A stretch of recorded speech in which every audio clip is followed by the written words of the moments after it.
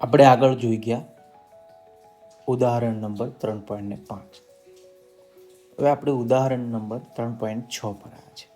તો ગેલિલિયોએ તેના પુસ્તક 2 ન્યૂ સાયન્સીસમાં એવું વિધાન કર્યું છે, 45 ડિગ્રીના ખૂણા સાથે સમાન તફાવત ધરાવતા બે જુદા જુદા કોણે પદાર્થને પ્રક્ષેપ કરવામાં આવે છે. એટલે કે ચાલો સોલ્યુશનમાં આપણે જોઈએ કે 45, ચાલો વાય એક્સ ને આ માની લો કે આપણે 45નો ખૂણો છે, બરાબર. 45 ડિગ્રીના ખૂણા સાથે સમાન તફાવત એટલે 45 પ્લસ થીટા, બીજું લઈ લઈએ 45 પ્લસ માઇનસ થીટા, બીજું કયું લઈએ 45 માઇનસ થીટા.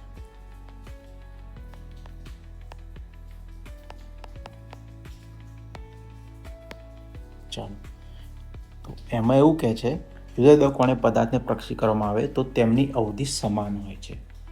આ વિધાન સાબિત કરો. આપણે 45 ડિગ્રીના ખૂણાથી 45 પ્લસ થીટા અને 45 માઇનસ થીટા બંને ખૂણા ઉપરથી પદાર્થને જો પ્રક્ષેપ કરીએ તો બંનેની અવધિ એટલે કે અંતર સરખું કાપશે, બરાબર.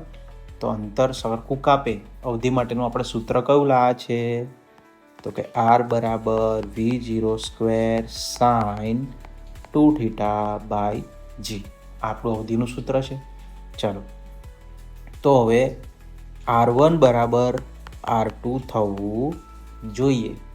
તો હવે હું R1 એક બાજુ લઉં છું અને એક બાજુ R2 લઉં છું. ચાલો, R1 બરાબર V0² sin 245 plus theta / g અને એ બાજુ લઉં છું V0² sin 245 minus theta / g, બરાબર. ચાલો, હવે શું કરીશ? હવે શું થશે આમાં? તો કે V0² sin 45 × 90 પ્લસ 2θ / g. અહીંયા બીજું કરી દઉં સાઈડમાં V0² sin 90 માઇનસ 2θ / g, બરાબર. ચાલો, હવે આપણને ખબર છે કે સાઇન 90 પ્લસ થીટા હોય તો ફેરવાઈ જાય શામાં? Cos theta. તો આપણે એ પુટ વેલ્યુ મૂકીએ તો V0² cos 2θ/g. તો અહીં બાજુ પણ શું આવશે?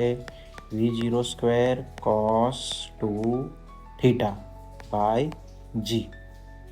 તો આના બંનેના પરિમાણ પરથી આ બંનેના પરિમાણ પરથી આપણે એવું કહી શકીએ કે R1 બરાબર R2 થાય છે. તેથી આ વિધાન સાચું છે, બરાબર.